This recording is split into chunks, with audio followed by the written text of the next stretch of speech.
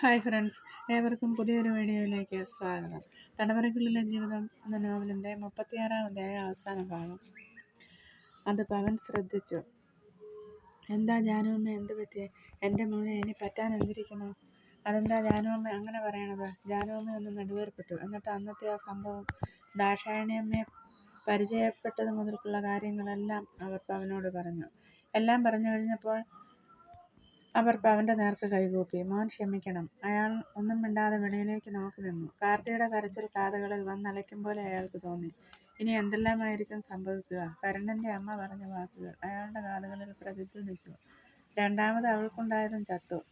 അപ്പോൾ അത് തൻ്റെ കുഞ്ഞായിരുന്നുവെന്ന് അമ്മയും മകനും കരുതുന്നു. കാർത്തി എങ്ങനെ പിടിച്ചു നിൽക്കുന്നു ആവോ? ദുരിതപൂർണമായിരിക്കും അവളുടെ ജീവിതം.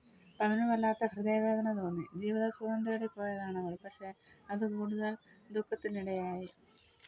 Thank you. ബാക്കി ഭാഗം അടുത്ത വീഡിയോ.